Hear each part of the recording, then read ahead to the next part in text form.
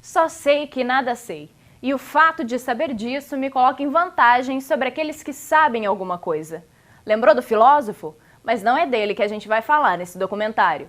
O assunto aqui é o Sócrates brasileiro Sampaio de Souza Vieira de Oliveira.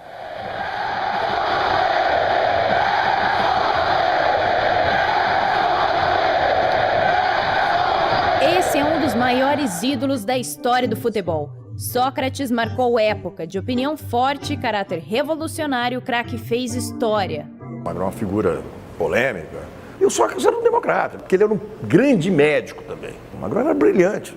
Ele era um gênio, mas era uma figuraça. Ele não se achava tão importante. O Magrão não tinha isso.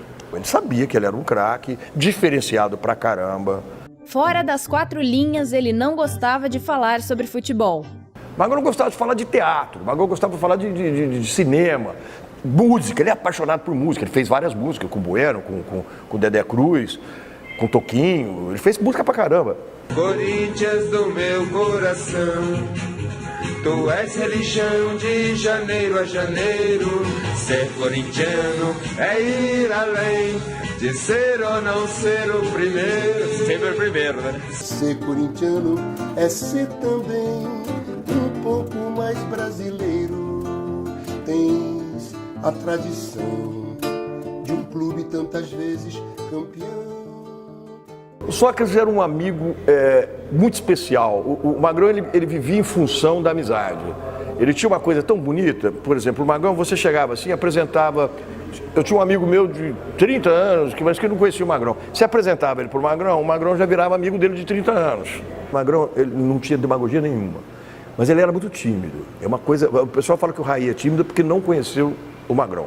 Agora era uma timidez total. Mesmo sendo ídolo, o doutor não esquecia das raízes. Ele era um homem humilde que gostava de estar em contato com o povo.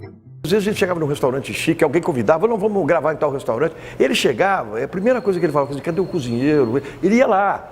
Eu falei, pô, Magrão, ele falou, não, cara, compadre, eu só sou o que eu sou graças ao povo. Eu sou o que eu sou graças a político. Ele tinha uma coisa com o povo e uma ligação direta, olho no olho. Quer dizer, o Magrão não tinha frescura nenhuma, sabe? As pessoas adoravam ele. Sócrates se formou em medicina pela USP de Ribeirão Preto em 1977. Apesar de não ter exercido a profissão, estava sempre disposto a ajudar. Nós fomos pro Pantanal junto, ficamos lá no meio de barco, onça, jacaré, e ele tratou uma mulher lá que não andava há anos. Quer dizer, eu vi coisas assim, e ele sempre ligado ao povão. Eu tive agora numa inauguração de um posto de saúde lá em São Paulo, de Itaquera, os caras, chama Sócrates, doutor Sócrates e tal.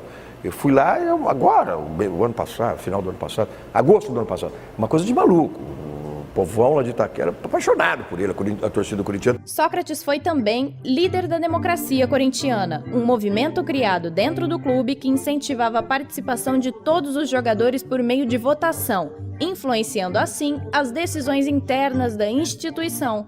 E o Magrão tinha uma posição muito forte, e essa posição é o que levou à democracia corintiana.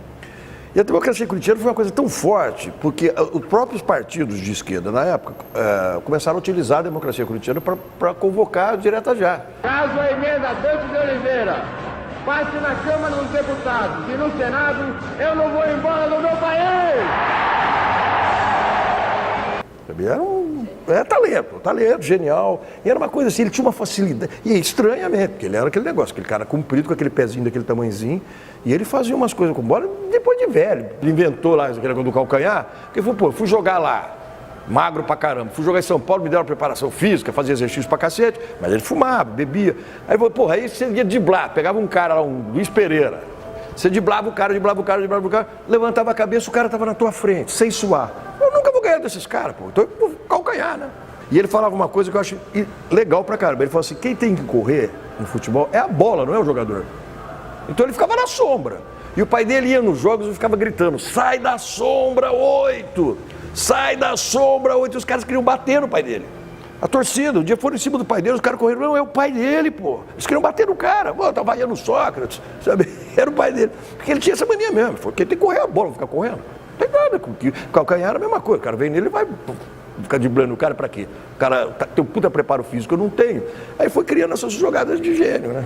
Com a camisa do Corinthians, Sócrates marcou 172 gols em 297 partidas. No dia 26 de agosto de 1978, Magrão entrava em campo pela primeira vez com o manto do alvinegro. Sob os olhares de mais de 45 mil torcedores presentes no Pacaembu, Sócrates marcava seu primeiro gol com a camisa corintiana.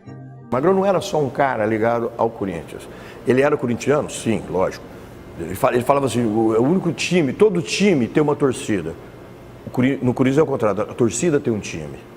Em 1982, Sócrates foi convocado para disputar a primeira Copa do Mundo da carreira e com a responsabilidade de ser capitão da seleção canarinho.